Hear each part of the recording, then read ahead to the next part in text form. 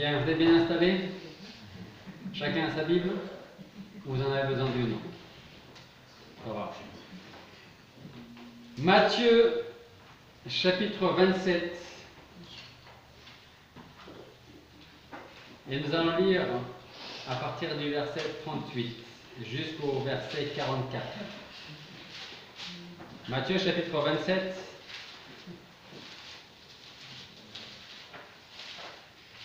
Versets 38 à 44.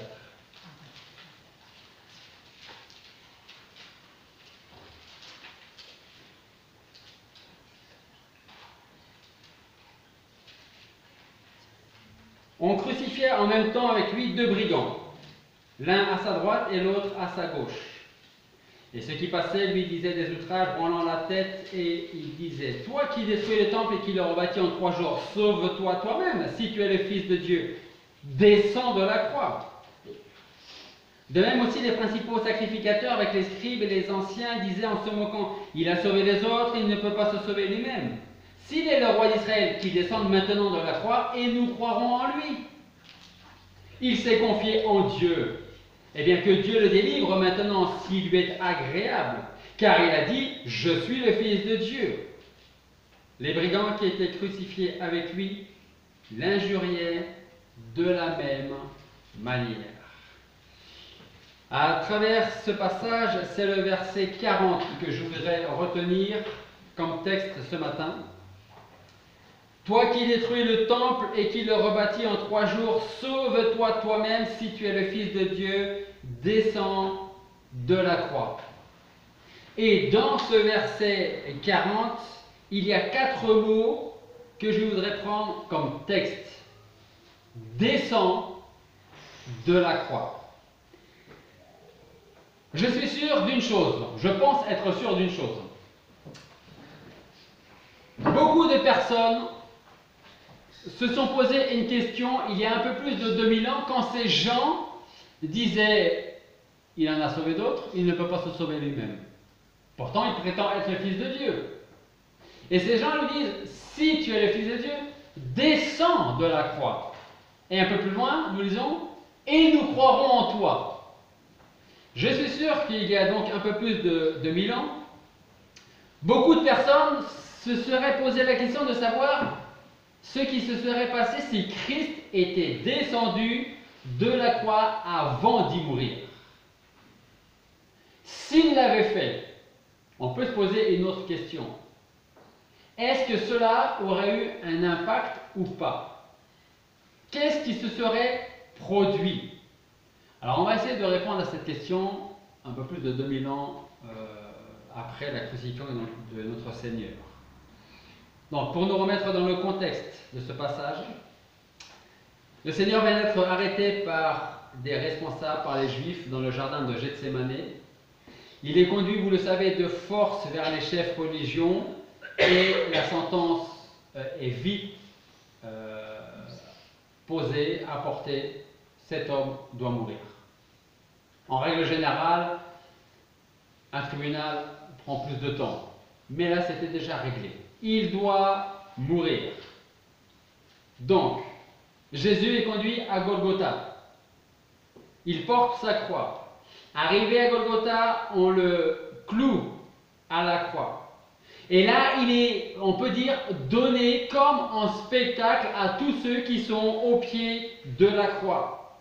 Et face à lui, il y a des gens du peuple qui aiment le Seigneur, d'autres qui ne l'aiment plus, et d'autres qui n'ont jamais aimé. Sans oublier les soldats, les prêtres, et ceux qui sont, on pourrait les appeler aujourd'hui, les bien-pensants de l'époque, comme on a encore aujourd'hui. Et voilà qu'ils sont au pied de la croix, et ils voient le Seigneur, le Fils du Dieu très haut, qui est cloué là, et qui ne fait plus de miracles. Et retenez bien ce petit mot, cette petite phrase: il ne fait plus de miracles. Parce qu'on va revenir sur cette idée-là. Donc, beaucoup, pas tous, mais beaucoup en tout cas, mettre le Seigneur au défi. Si tu es celui que tu prétends être, si tu es le Fils de Dieu et au blasphème, si tu es Dieu, prouve-le nous et descends de la croix et nous croirons en toi.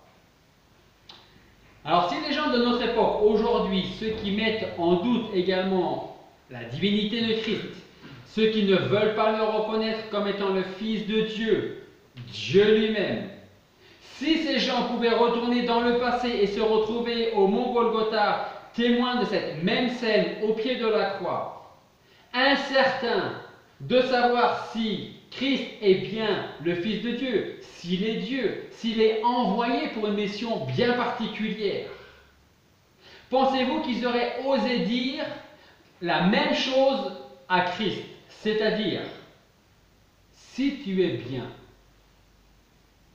celui que tu prétends être, alors descends de la croix. Est-ce que vous pensez que les gens d'aujourd'hui, s'ils pouvaient remonter le temps, poseraient la même question? Je pense que oui. Je pense que oui. Maintenant, pensons-nous que Christ serait descendu de la croix sur laquelle il était cloué. Est-ce qu'il aurait pu le faire? Une première question. Est-ce qu'il aurait pu le faire? Oui. Est-ce qu'il l'a fait? Non. Et pourquoi est-ce qu'il ne l'a pas fait? Eh bien, on va répondre à cette question. Certains en disant, si tu es, alors descends, pour que nous puissions croire. Leur argument, leur faux argument, parce que vous savez, je le répète assez souvent, quand on n'a pas envie de croire, on ne croit pas. On peut avoir les choses concrètes devant les yeux, mais si on n'a pas envie de croire, on ne croit pas. Donc leur argument c'était, si tu descends, on sera obligé de croire en toi. Mais la question c'est, s'il était descendu, est-ce qu'ils auraient cru en lui? Quelle était en fait la meilleure solution? Qu'ils répondent à leurs attentes, c'est-à-dire qu'ils descendent de la croix ou qu'ils y restent. Moi je vous dirais qu'ils y restent et non pas qu'ils descendent. Beaucoup auraient dit, s'ils descendent, alors forcément on sera obligé de croire. Mais c'est faux et vous allez voir pourquoi. Je crois que les arguments de ceux qui auraient aimé voir le Seigneur descendre de la croix auraient été ceux-ci. Essayez d'imaginer le contexte et leurs paroles. Si Jésus, les pieds et les mains transpercés de clous, enfoncés profondément dans le bois, solidement suspendus, avait réussi à descendre de sa croix, eh bien par ce seul fait, il aurait fait un miracle vu de tous et il aurait convaincu tout le monde présent à ce moment-là. Tout le monde se serait converti parce que chacun aurait été obligé, contraint de dire oui, il est bien celui qu'il prétend être parce qu'on l'a vu de nos yeux faire ce miracle et descendre de la croix. Pour eux, ça aurait été une évidence. Pourquoi donc, c'est ce qu'ils peuvent se poser comme question, pourquoi donc est-ce qu'il ne descend pas de la croix? Alors avant de répondre, laissez-moi vous dire que ce miracle n'aurait pas plus converti ou transformé ces gens. Je vais vous donner quelques preuves. Bien avant que le Seigneur soit crucifié, le Seigneur est au milieu d'une foule ou deux foules, de grandes foules. En règle générale, il y avait beaucoup de monde qui suivait le Seigneur. Ce n'était pas une ou deux personnes, c'était beaucoup de monde. Un jour, au milieu de ces grands rassemblements, le Seigneur va guérir un homme aveugle et muet, de naissance. Aveugle et muet. En sorte que juste après qu'il ait parlé, qu'il ait agi, l'homme voit et entend pour la première fois de sa vie. On ne sait pas quel âge il avait, mais c'était un homme, un adulte. Les Juifs sont, c'est même qui sont au pied de la croix, sont témoins de ce prodige. Ils ne peuvent pas le nier. Ils l'ont vu de leurs propres yeux. Ce n'est pas quelqu'un d'autre qui a apporté l'histoire, qui a raconté l'événement. Ils l'ont vu. L'homme, d'ailleurs, est en leur présence. Il peut voir, il peut entendre. Il est venu aveugle et muet. Il repart voyant et parlant, et sourd, et il repart en entendant et en voyant. Est-ce que les Juifs nient le miracle?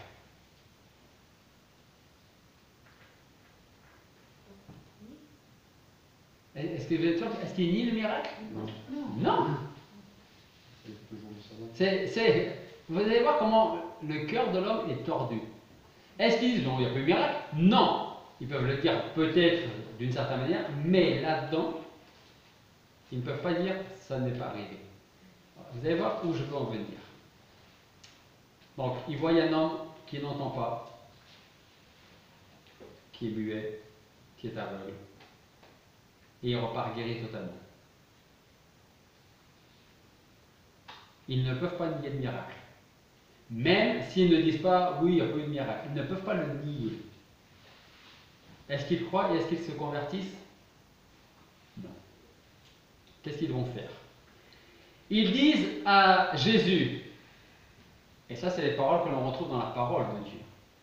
Ils leur disent, tu as fait un miracle en effet, et on est tous témoins de ce miracle. Mais tu l'as fait par la puissance de qui? De Satan. Alors je vous le demande, que pouvait faire Jésus pour convaincre de telles personnes? Guérir 10 aveugles au lieu d'un? Ressusciter 20 morts au lieu d'un? Ces hommes n'auraient pas plus cru. Parce que ces hommes auraient également ou encore dit, en effet, tu as fait 20 miracles. Tu as fait 100 miracles, c'est vrai, mais tu les as faits par le pouvoir de Satan. Et vous savez, aujourd'hui, les hommes, devant ce même Seigneur, le défieraient de descendre de la croix de la même manière qu'il y a 2000 ans. Et j'ai presque envie de dire que ces gens qui ont vécu il y a 2000 ans sont encore moins excusables que ceux d'aujourd'hui. Parce que ceux qui ont vécu il y a 2000 ans étaient avec le Seigneur, ont vu le Seigneur, ont entendu le Seigneur. Ils étaient, comme l'apôtre Paul dit en Romains, inexcusables. Et pourtant, Jean nous rapporte ces événements, et il nous dit au chapitre 8, verset 52 de l'évangile de Jean, il dit « Nous connaissons maintenant que tu as un démon. Abraham est mort et les prophètes aussi, et toi tu dis, si quelqu'un garde ma parole, il ne verra jamais la mort. » Jean, toujours un peu plus loin, chapitre 10, verset 20, il dit encore, et plusieurs d'entre eux, de ces responsables, de ces juifs, disaient, il a un démon, il est hors de sens, pourquoi l'écoutez-vous? Donc d'un côté, ces gens ne peuvent pas nier les miracles, mais d'un autre côté, pour garder leur statut, pour garder leur autorité, leur pouvoir, ils disent, il fait des miracles par l'aide ou avec l'aide de Satan. Pourquoi? Parce qu'ils ne veulent pas le reconnaître comme étant le Fils de Dieu, comme étant Dieu. Alors je reprends cette idée que si Jésus, descendu de la croix, plein de vie, était venu se jeter aux pieds de ces Juifs pour qu'ils se rendent à l'évidence, je peux vous assurer qu'il l'aurait qualifié encore de démon et ne se serait pas plus converti. Alors peut-être que quelques-uns pourraient encore dire qu'un miracle de plus, un dernier miracle aurait certainement changé tout. On a vu les miracles avant qu'il soit crucifié, mais juste ce dernier miracle nous aurait vraiment prouvé que rien du tout. Pourquoi Jésus n'est-il pas descendu de la croix? Avant de répondre, laissez-moi vous dire que si ce nouveau et dernier miracle de Jésus aurait été accompli, les Juifs n'auraient pas cru davantage, et je vais vous donner une autre preuve de cela. Matthieu chapitre 27, c'est le passage que nous avons vu, à partir du verset 50 jusqu'au verset 54. Matthieu 27, verset 50 à 54. Nous lisons. Jésus, ayant de nouveau crié d'une voix forte, rendit l'esprit. En même temps, le voile du temple se déchira en deux, depuis le haut jusqu'en bas. La terre trembla, les rochers se fendirent, les sépulcres s'ouvrirent, et plusieurs corps de saints qui étaient morts ressuscitèrent. Essayez d'imaginer la scène. Et étant sortis de leur sépulcre, après sa résurrection, ils entrèrent dans la sainte cité, ils furent vus de plusieurs personnes. Quand le centenier et ceux qui gardaient Jésus avec lui eurent vu le tremblement de terre et ceux qui étaient arrivés, ils furent fort effrayés et ils dirent véritablement celui-ci était le Fils de Dieu. Est-ce que ça aurait changé quelque chose que le Seigneur descende de la croix? Non.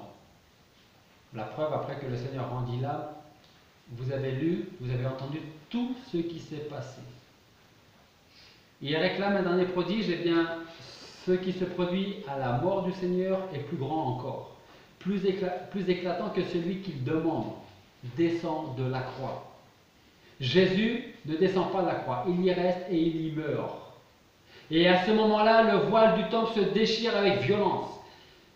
Le mont Golgotha tremble sous leurs pieds à ceux qui disaient « Si tu as sauvé les autres, sauve-toi toi-même, descends de la croix et on croira en toi. » Des morts sortent de leur tombeau, revêtus encore de leur linceul. Ils se promènent sous le regard de ceux qui étaient présents. Le ciel se voile de ténèbres, le soleil est obscurci pendant 3 heures.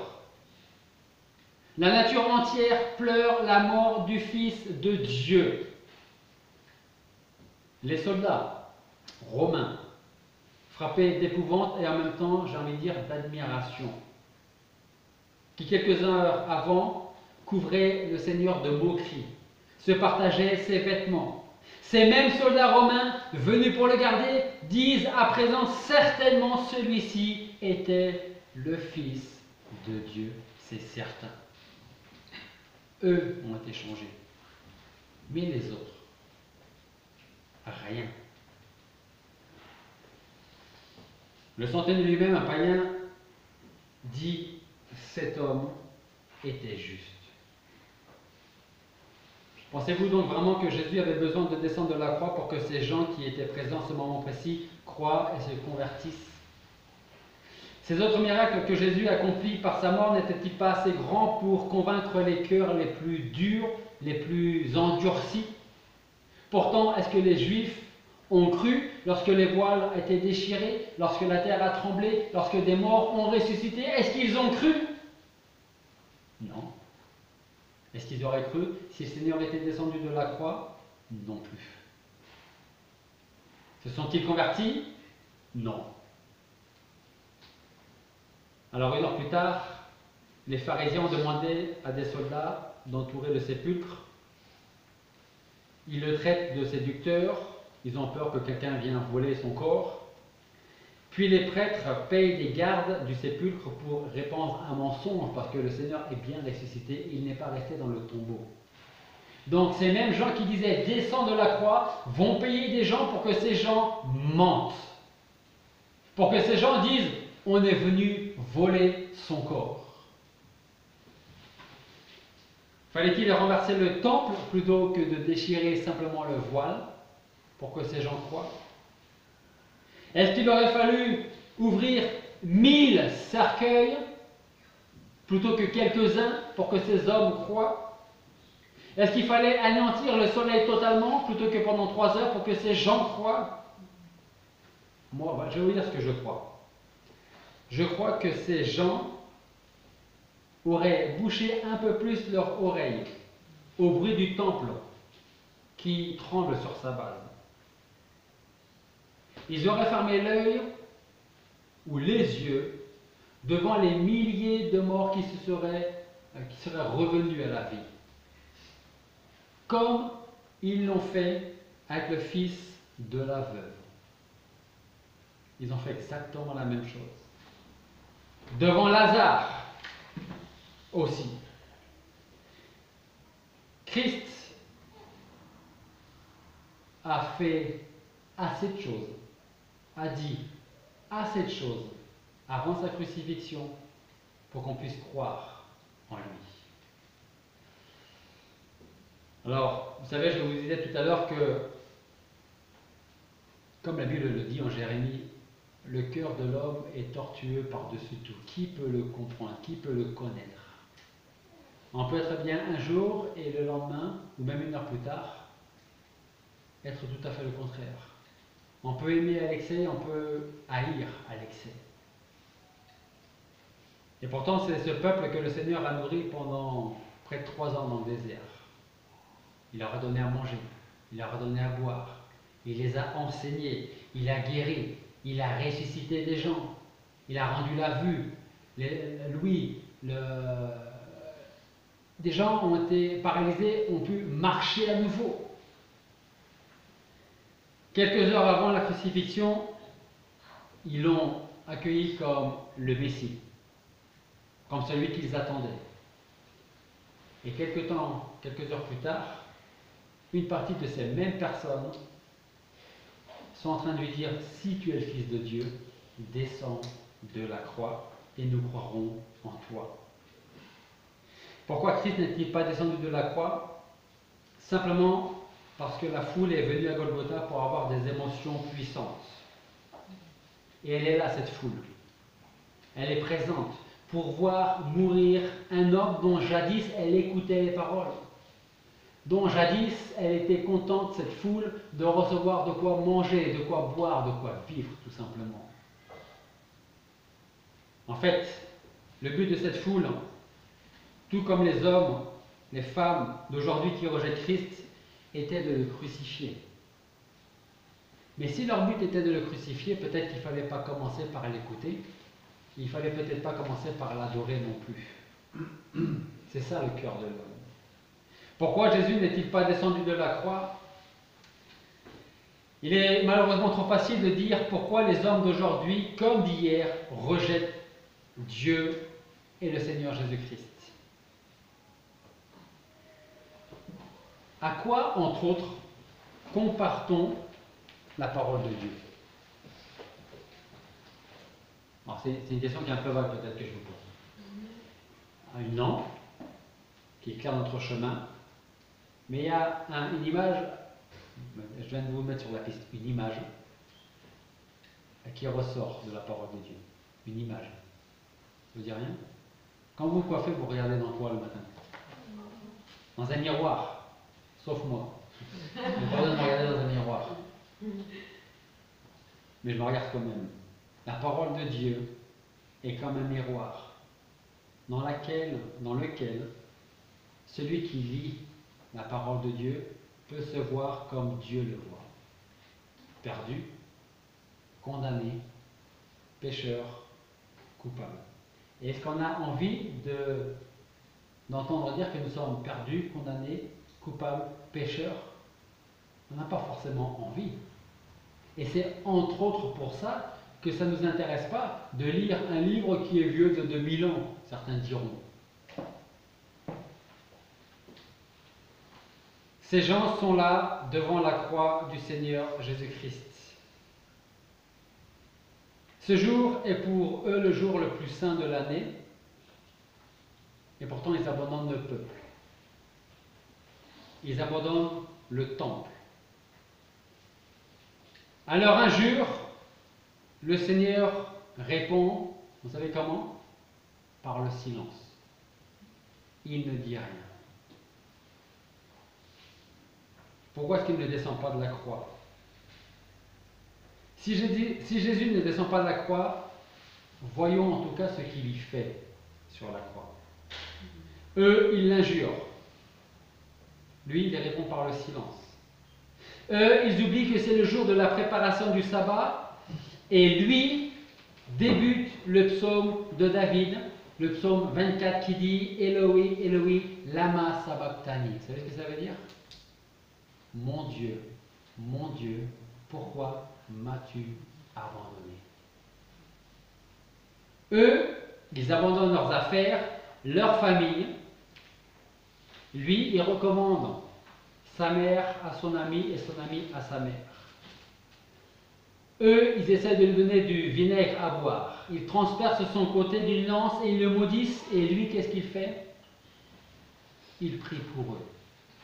Et qu'est-ce qu'il dit? Père, pardonne-leur parce qu'ils ne savent pas ce qu'ils font.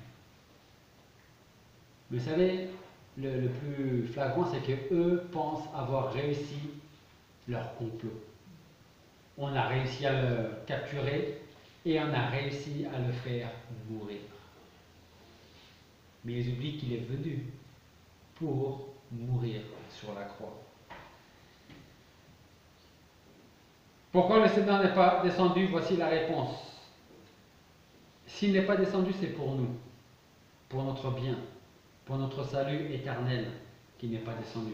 Pourquoi? Parce qu'il ne voulait pas se sauver, mais il voulait nous sauver.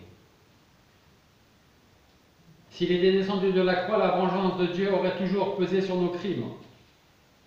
Sa colère serait toujours sur nous, sur nos épaules, en portant ce fardeau. Il n'a pas cherché à sauver sa vie, au contraire, il donne sa vie. Contrairement à ce que les Juifs auraient pu dire, on a pris sa vie. On ne lui a rien pris du tout, il donne sa vie pour nous. Il n'est pas descendu parce qu'il voulait nous épargner ce que lui a fait à notre place. S'il était descendu, il ne serait pas mort, le sacrifice n'aurait pas eu lieu, et nous serions encore dans nos fautes, dans nos péchés, condamnés pour l'éternité. Pourquoi Christ n'est pas descendu de la croix? Parce qu'il nous aime malgré nous, plus que nous, plus que lui-même. Et lorsque nous croyons lui arracher la vie, en fait c'est lui qui nous la donne. Parce que comme on l'a dit au début de la prédication, il aurait pu,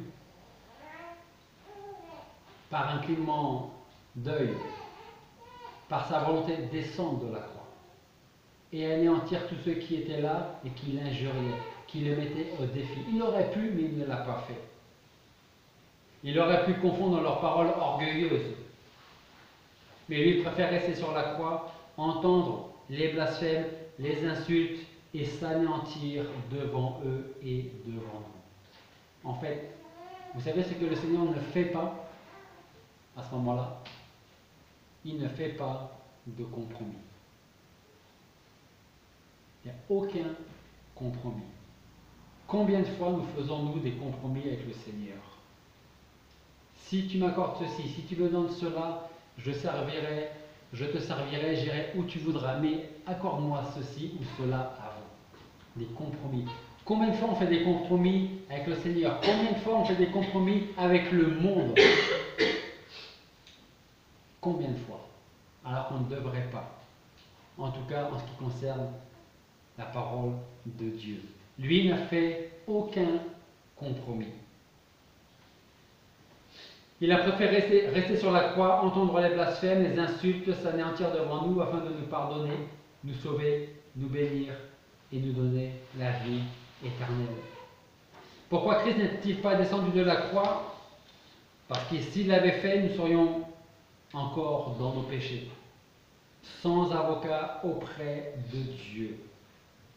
Et que serions-nous devenus si notre Père Céleste nous avait traités comme il aurait dû nous traiter? Qu'est-ce que nous serions devenus? Nous qui sommes pleins d'ingratitude envers lui, envers notre Créateur. Nous sommes remplis parfois d'injustice envers nos frères et sœurs en Christ. Que serions-nous devenus? Abandonnés à notre propre justice en cherchant tous les moyens possibles pour être agréables à Dieu sans jamais parvenir à l'être. Si le Seigneur n'est pas descendu de la croix, c'est pour nous éviter tout cela et pour que nous puissions être à 100% sauvés par son sacrifice. Si le Seigneur n'était pas mort sur la croix, alors nous serions peut-être ici à l'église, mais sans aucune certitude, sans aucune assurance que nous sommes sauvés, pardonnés et que nous faisons partie de la famille de Dieu. Et si aujourd'hui nous pouvons dire « Je sais que Dieu m'a sauvé et je sais où j'irai quand je vais quitter ce monde », c'est parce que le Seigneur est resté sur la croix. Prions.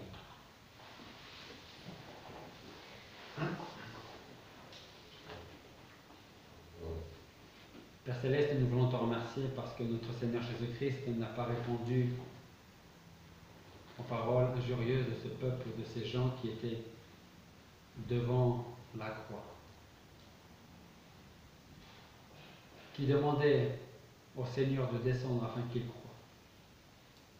Mais nous voulons te remercier parce que ton plan était un plan parfait et il l'est toujours. Et il fallait que ton Fils donne sa vie sur la croix, il fallait qu'il meure, et il fallait qu'il ressuscite, pour que nous puissions à notre tour être assurés de notre salut en Jésus-Christ. Tu as reçu favorablement son sacrifice, sa mort et sa résurrection. Et Seigneur, nous voulons te remercier parce que nous pouvons nous appuyer sur ton sacrifice pour notre salut, pour notre assurance. Et nous voulons tellement te remercier pour l'amour que tu as pour nous, cet amour que tu as de toute éternité, et que nous allons concrètement partager avec toi dans l'éternité. Nous ne pourrons jamais comprendre pourquoi tu nous as autant aimés, mais nous voulons te remercier de nous avoir autant aimés. Et à notre tour, nous voulons, Seigneur, que tu nous utilises pour apporter l'Évangile, cette bonne nouvelle de l'Évangile à d'autres, afin que ceux qui te rejettent aujourd'hui puissent se tourner vers toi, revenir sur leurs paroles, sur leurs pensées, que tu transformes leur cœur, et que leur cœur en pierre soit changé en cœur de chair afin qu'ils puissent croire, comme tu l'as fait pour nous. Merci pour ton amour. Merci pour ta grâce et ton salut. Et c'est en ton nom que nous te prions.